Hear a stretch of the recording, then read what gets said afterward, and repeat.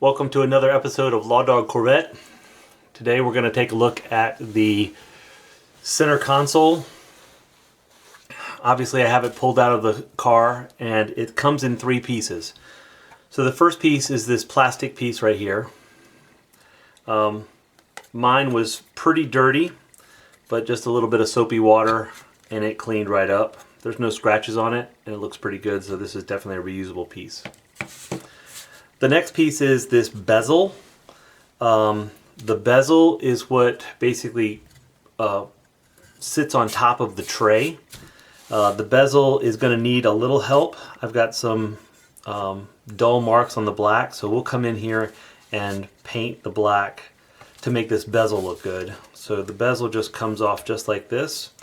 The only thing that holds the bezel on, basically, once you have it out of the car, is right here. There's a little screw cap that you can use to reset the clock. So this just comes right off. And then this will be your 5 gauges in the tray. So obviously you have your fuel gauge up here, water temperature, your analog clock, oil pressure, and battery. My tray was a little messed up as well, just some rust, and so we just got some basically this same color blue paint and then just came in here and painted that up and made it look nice and neat. Alright, let's talk about these gauges for a second. And they're pretty self-explanatory. The fuel gauge and pretty much this clock is a direct 12 volt to the battery clock. And we'll turn this over in a second and I'll show you how it hooks up. But these gauges right here are ohm meter gauges.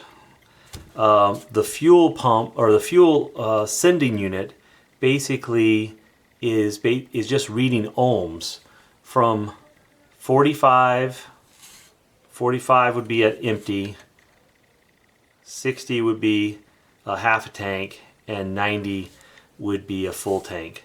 Now that ohm meter actually sits inside of your fuel tank. It's the gauge. It goes up and down, and as it goes down it has less resistance to its ground, and then it will read up here at 45 E, and then of course if it's full it has a lot of resistance, and then it'll be up here at the F.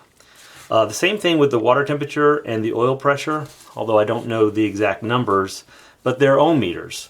So as the temperature gauge, the sending unit, reads less ohms, you'll have a lower temperature, and as it goes more ohms, you'll do a higher temperature. And again, same thing here with the oil pressure. Less ohm resistance on the oil pressure sending unit is 0, more ohms will be up here. And so those are those three. They're basically ohm meters. Now this one is a little special.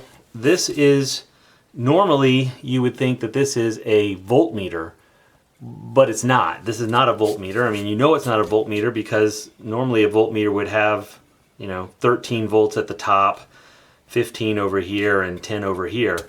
And this has -40 and +40 and 0 in the middle. And you got to think to yourself, well, what is it? It's not volts. It's amps. And so this is actually an amp meter.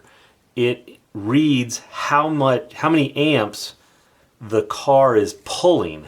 So you turn your headlights on and theoretically this would move. This needle would move. You turn your radio on with your amplifier and this would move. If you have electric windows in your car, you turn those electric motors on and it would move.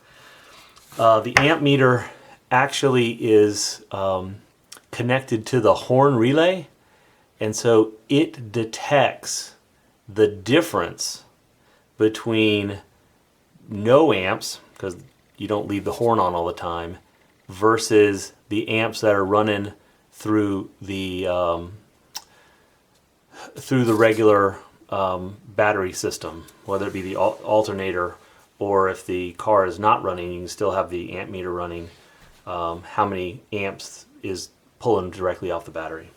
That's kind of interesting. Zips makes a replacement of this.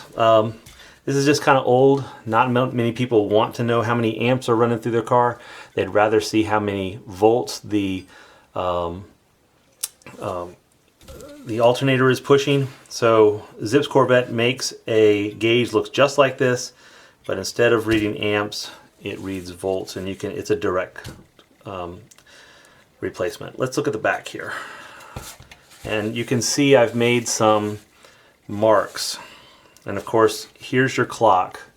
This is a 12 volt clock. This is positive 12 volts. And this screw down here is your ground. And this is 12 volts all the time, because you wouldn't want 12 volts just on the key, because your clock would only run when your key was in the on position. And of course you don't want that. You want the clock to be right all the time. So this is 12 volts running all the time on the battery. This one up here is your fuel gauge, and you have 12 volts coming in here. You have your ground here, and of course this is your ohms. And I made myself a little cheat sheet back here so I know what's going on when I go to wire them up. 12 volts down here, your ohm meter, or this is your brown wire that comes from your sending unit on your gas tank, that goes there, and your ground here. Down here is your oil pressure, and of course you have 12 volts coming in here. This is your wire from your oil pressure sending unit that basically ohms, reads ohms. And then this is your ground. Up here is your water temperature. And again, this one you have 12 volts here, ground here, and your ohm meter up at the top. Your final one, this is the amp meter, which I think I'm going to change to the voltmeter. This one, it's different. You don't need a ground, because you're reading the amps that are running through basically two sides of the same live wire. So you'll have 12 volts in, 12 volts out, because this one is not grounded. And then that's basically it. Like I said, I'm going to try to clean up these faces, make them look pretty, and of course I am going to change that one.